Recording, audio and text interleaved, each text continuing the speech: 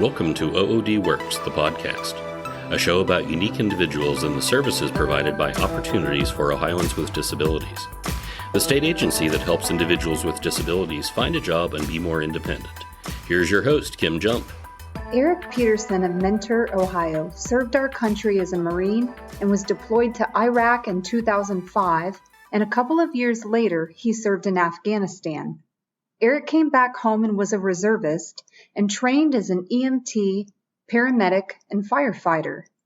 While working as a firefighter in Akron, Eric experienced a life-changing event during his off hours. He had a near-fatal motorcycle accident that resulted in a traumatic brain injury. He joins the podcast to talk about his experience with some assistance from his dad, Tom Petersen. Thank you so much for your service, Eric. And welcome, Tom. Welcome, Eric, to the podcast. How did it come to be that you decided to enter military service? Well, I wouldn't have gone to college for anything. That was kind of the thing. I wouldn't go to college. Military seemed like a good idea. Mm-hmm. And what branch did you enter? Marines. The Marines. I always think of the Marines as like, the toughest of the tough. Yes. Was the that Marines think that way too? Yeah, right. Marines, I was infantry. Infantry. It's like you get put in a location, you go out and you do like patrols, find out what's going on, try to be helpful to the community. Then you get attacked. Yeah. Whew. What countries did that take you to, or were you mostly in the States? No, I was in Iraq, Afghanistan. Well, my second deployment, we were on a ship which no longer exists. We were the last time it went out. It got decommissioned after we used it. It's kind of an old piece of crap ship, but Yeah, he had 2 combat tours, the first to Iraq and then later to Afghanistan. And in the middle, he was on this ship, which basically was Middle East and the East Coast. In the area. Yeah, and the East Coast of Africa. They went to Kenya and did some training with the soldiers there. That was a more relaxing deployment for his parents, because obviously the combat tours, Iraq and Afghanistan were pretty nasty places, and he saw a lot of nasty stuff, of which we've only heard anecdotally, because Eric, being a typical veteran, doesn't really talk much about the time he was there, but his friends have kind of given us some insight into what went on, and it's pretty nasty stuff. Gosh, I hadn't realized you were deployed twice. That makes my thank you even bigger.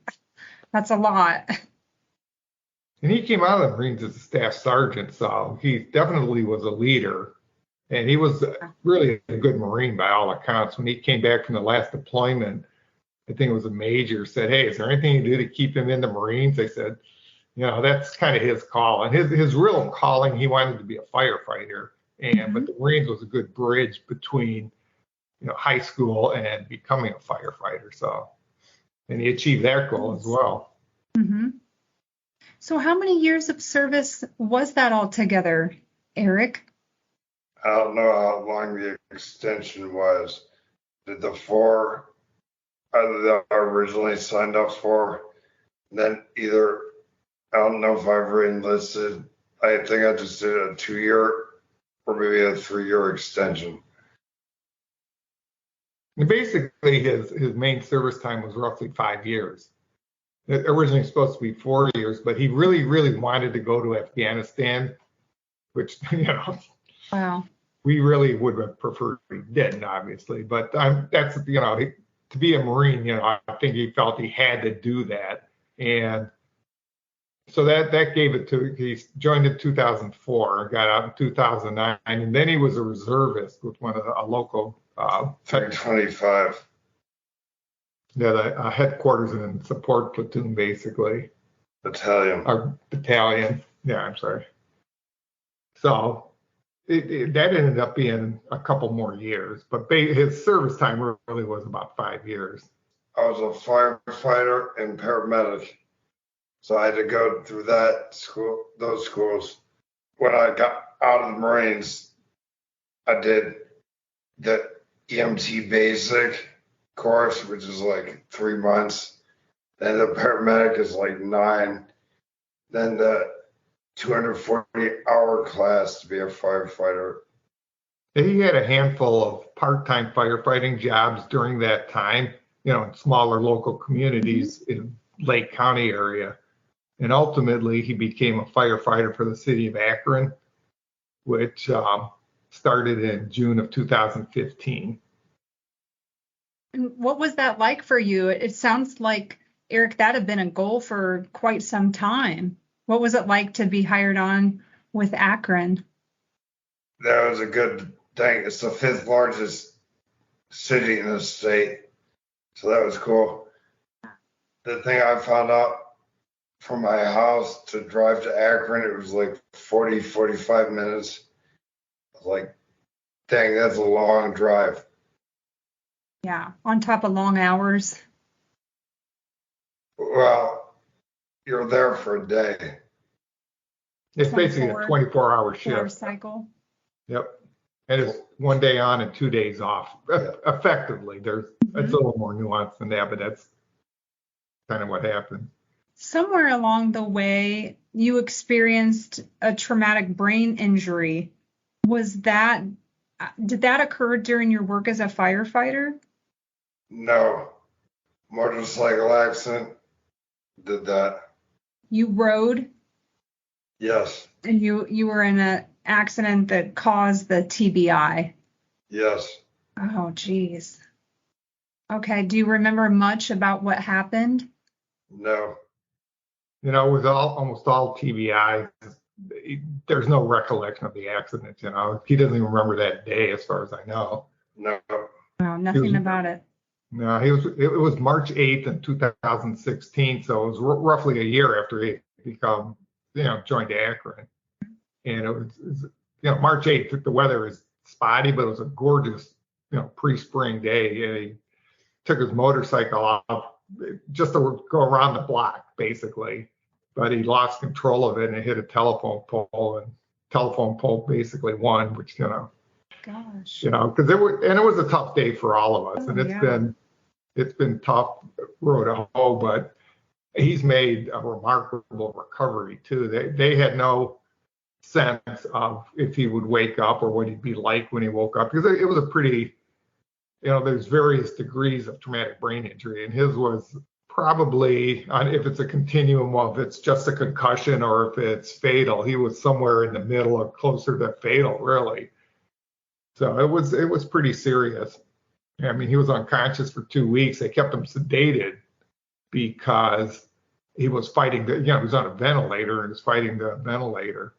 But he got tremendous care, and the nurses, staff, we just really appreciated the doctors and nurses there. And the one nurse kept saying, "I know he's in there," and she got him to give a thumbs up, basically, after like a little over 2 weeks of being basically in a coma. And that was the beginning of his road to recovery. And it's been a long road. He, as I said, he's had a lot of support from the VA. His insurance covered him to go to a rehab facility in Stowe. He spent time at the VA.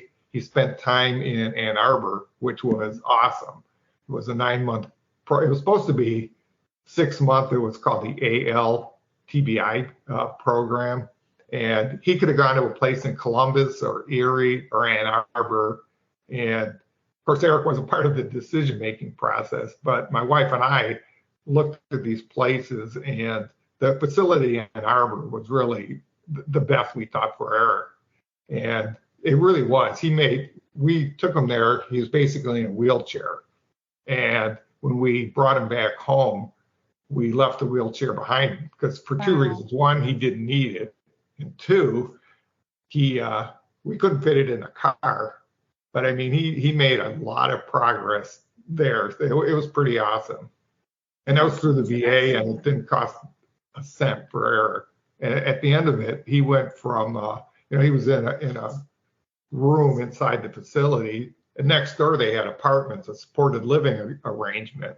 And he was living on his own. I mean, it was supported living, so they would help with his medications and they would take him to go grocery shopping or, things of that nature. But he was pretty much somewhat independent. And it happened in that 9-month time frame. And then when he came back, the VA also gave him, there was a program they had in Richmond, Virginia that was designed to really get him independent living, possibly driving. But by that time, Eric had not been home for a year and a half, and he didn't really embrace the program. And so he was only there a few weeks, and he came home and basically he's been living with my wife and me since then. Can I just go back just so that we know the hospital where you spent those first couple weeks with the team that Tom, you were saying was so excellent. Which hospital was that? That's Hillcrest in Cleveland. Okay. Yeah, and they're a level 2 trauma center, which means, they're up there. They're equipped to handle people like Eric, and the doctors and nurses, the staff there was awesome. I mean, and of course, the support he got from family and friends that showed up. Bernadette and her twin sister came down, and we did this. It's kind of funny. We're in the waiting room of the ICU. We're doing what they call a Divine Mercy Chaplet. And the one doctor came in and he thought we were all crazy. I think it was kind of funny, but it was a lot of good support. The Akron firefighters did a fundraiser for him in a place, somewhere between Akron and Cleveland. One of Eric's friends who was in the Army owns a bar, and he did a fundraiser for him. So there was just a lot of good stuff that came out of it. As bad as this has been for all of us, it's been uplifting too, and just support. And the OOD's been super supportive too. I mean, he has his job at Goodwill because of the OOD. Yeah, and I definitely want to get to that. But that's so cool to hear about how your family members and your friends and the professionals all rallied around you. When you look back to that time, Eric, what kind of goes through your head about it all? It's nice to have a bunch of people around me that are willing to help. Yeah. Part of the problem is he really doesn't remember a lot of that stuff. Mm-hmm. I mean, he doesn't remember working in Akron so much, which is kind of interesting. Okay. But he remembers, like, he was a part-time firefighter in Painesville City, which is a little bit east of Mentor. And he remembers that more than he remembers the Akron job. And he remembers the Iraq deployment, which was in 2004. Or 5, I'm sorry, it was in 2005. He remembers that more than the Afghanistan deployment, which was a couple of years later. It's just, the memory is flawed. Yeah, it's so interesting how it's like retrieved different ways and different order, it sounds like. Yeah. But he'll hear a song and he'll come in and be singing the lyrics. So there's a lot that's in there, and there's a lot that just isn't. So anything that happened, especially in the first year or two of the accident, I think his memory is a little bit hazy at best. I mean, his brain was so scrambled. He sat there squirming in a chair. We were sitting outside on a porch-like setting. And I said, "What's wrong, Eric?" And he said there was a 7-inch fish under his leg. And I said, I kind of looked at Eric, I don't see a fish. And he dramatically did this. And of course, there's nothing there. And it's like showing me this imaginary fish, really.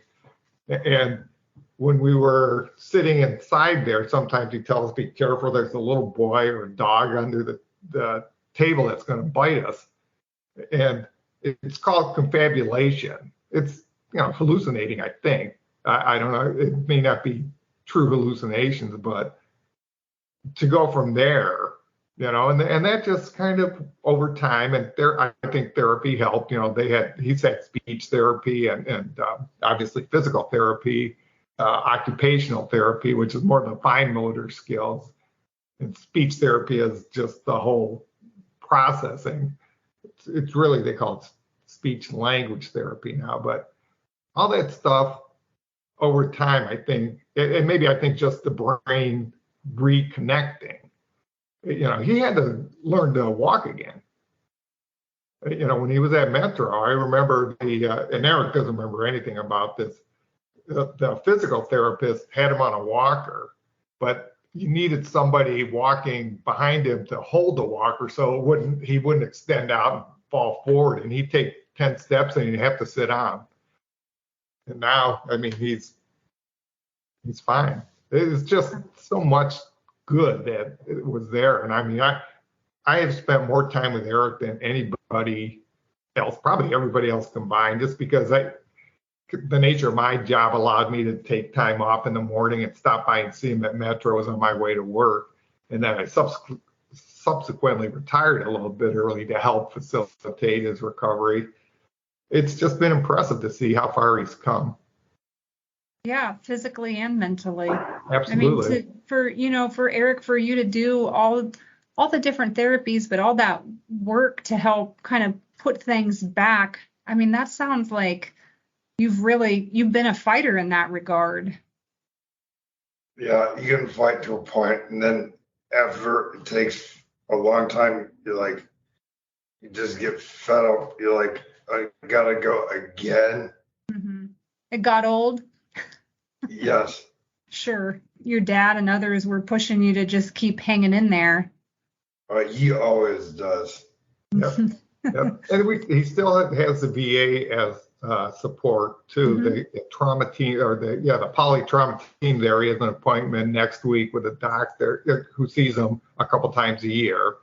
And I mean, now they're helping him with his feet. He's had issues with his feet because his gait is altered. So they made orthotics. Yeah, they made him an orthotic. And so they're still supporting him in that regard, which is nice. And they meet, I think they meet monthly, and all the people have helped them out there because they have vocational therapists and obviously the various other therapy disciplines and psychiatrists that he's seen and a psychologist. And it's just, and they still talk about him, his progress, which is kind of nice. I mean, they're taking care of the vet, the VA.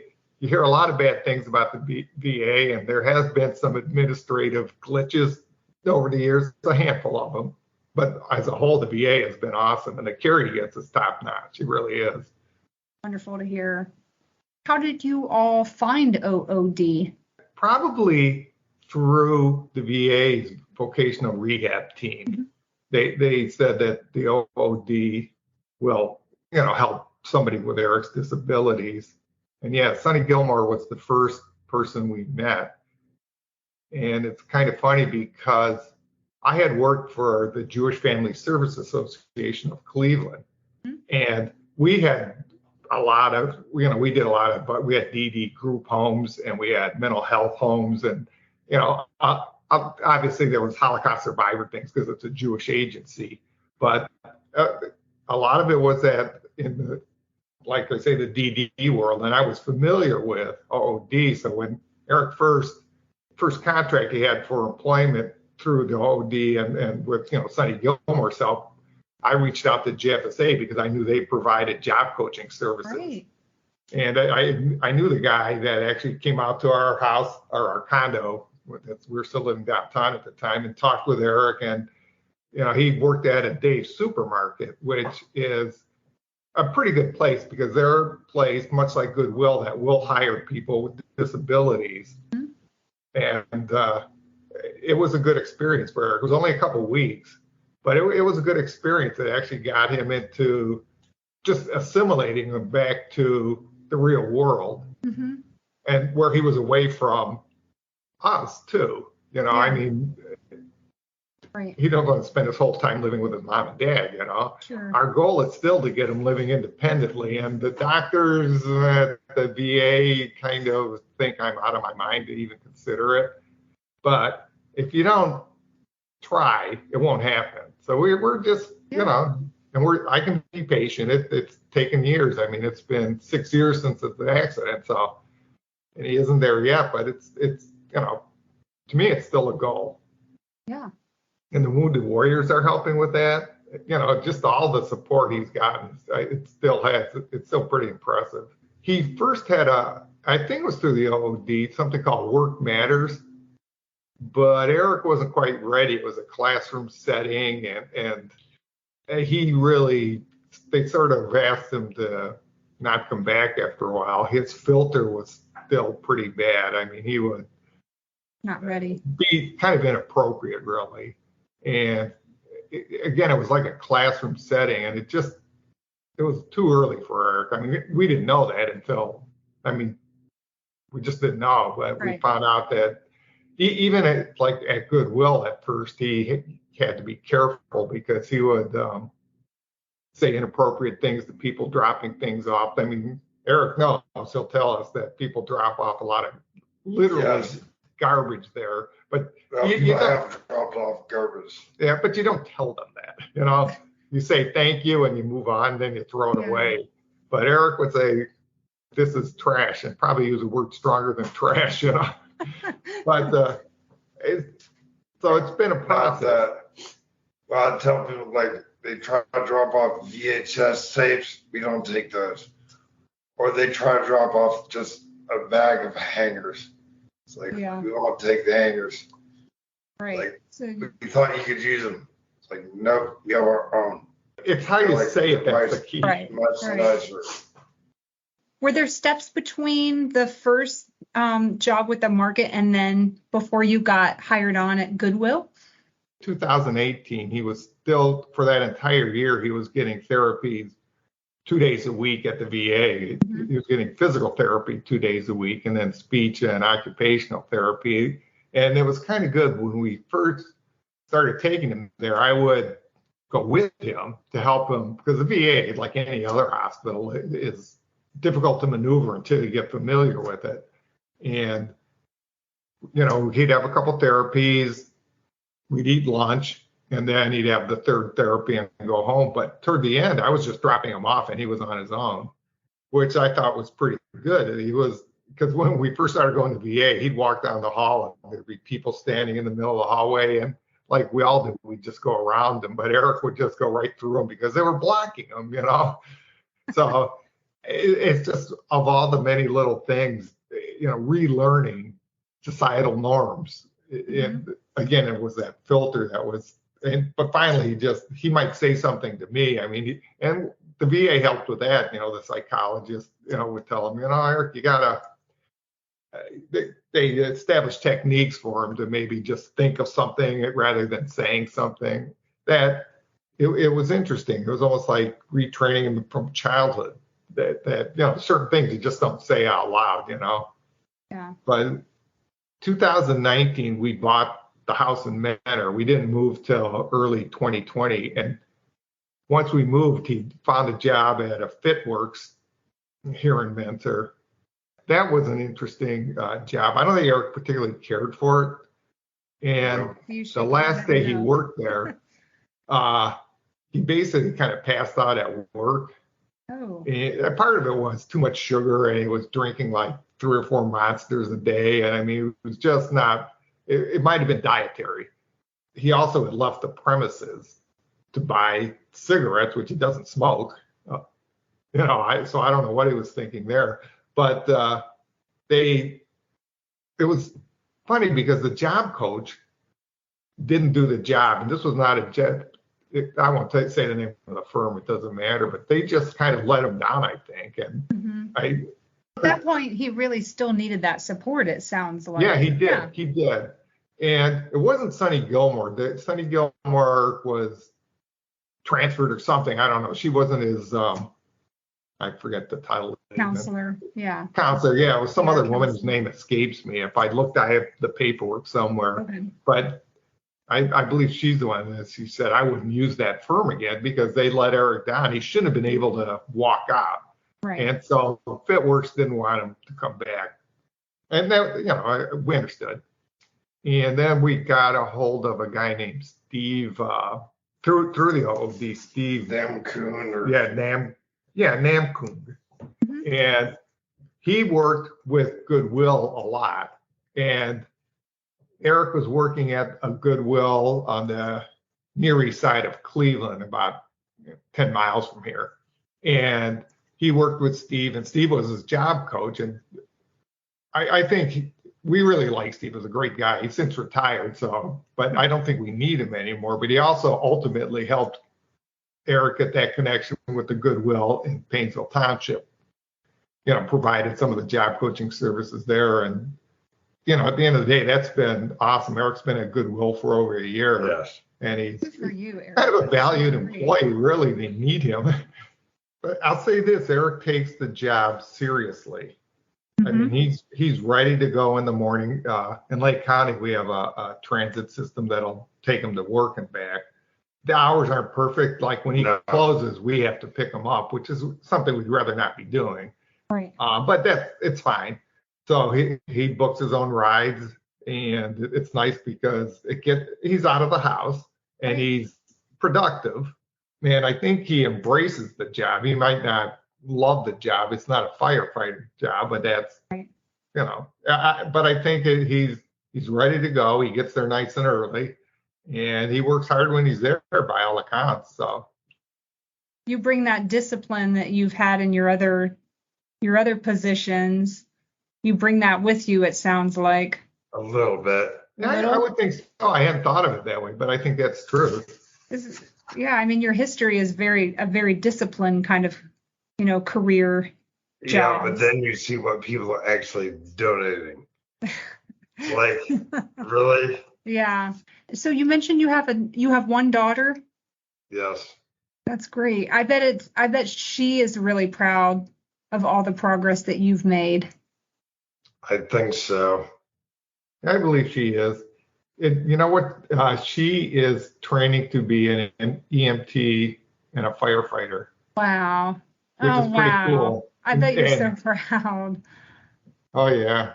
And she won a scholarship for going to school. Yes. I mean, it's pretty cool. She's gotten some awards already for what she's done, And will she ultimately become a firefighter? We hope so, and I know she hopes so, but we also know that sometimes things change and maybe she'll end up being a nurse or something, who knows. But she's really a good kid, and we're proud of her. And well, I know she wants to be a nurse. Her mom's a nurse. I'm just saying, right now she's on firefighting course, and we'll see what happens, One other thing I should add, Eric also has a son. Oh. He's got the 18-year-old daughter, and Connor just turned. No, he's going to turn. Oh, yeah. At the end of the month, he'll be 9. Right? So, but he lives in South Carolina with his mother and his sister. Mm-hmm. His sister, who is not biologically, she's not Eric's daughter, but Eric treated her like a daughter, and she still calls him dad and calls us grandma and grandpa. I mean, the kids were in town for about a month, and we saw them numerous times. So it was nice.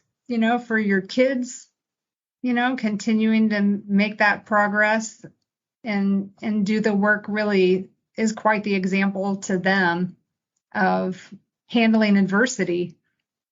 He's not the dad he was, unfortunately. He really can't be, but he tries. Yeah. And that's important. So driving, he did get assessed at the VA about a year and a half ago.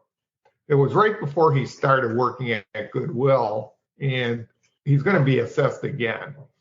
We have the appointment with his polytrauma doc, who will connect us with this guy that will do a more formal assessment. He did a quick assessment with him, and just, it was more like a test. Yeah. A literal test on a computer where, the rules of the road and things of that nature. And, Eric knows technically how to drive, and he knows the rules of the road, but is he able to process? Because driving is not, we kind of take it for granted when you've been driving. I've been driving for over 50 years, and it's, you almost take it for granted because it's second nature. But when your brain can't process things the way it used to, it might be challenging. That would be amazing for you to get back to being able to do that. Be really nice. I really appreciate you taking the time. Oh, we appreciate you taking the time too. That's kind of cool. And I think it's a great story too for her. I mean, it's been a remarkable recovery, and he's probably already exceeded expectations from, especially the docs early on. And I think by and large, the doctors and the professionals are a little conservative in their assessment of potential outcomes because they don't want to get your hopes up. I always have high hopes. I'm an optimist, and knowing full well, I mean, I know I've read some of the evaluations, and it sounds like they believe I have unrealistic hopes, but I don't. I'm very realistic, but I'm also optimistic. And like as I said earlier, if you don't reach as high as you can, you won't achieve it. Yeah. And their recovery has probably plateaued, but it doesn't mean it's ended. It's been a pleasure. The pleasure getting to know you, Eric. I'm wishing you continued success. I'm hoping that the car assessment, that first piece that you go to do here in the near future, goes well for you. I hope so too. Yeah, we'll see. Yeah, fingers crossed. A transcript of today's episode is available at ood.ohio.gov/podcast. Don't forget to subscribe and leave a rating and review. We're on social media at Ohio OOD. Do you have a disability? Do you want a job? We can help. oodworks.com.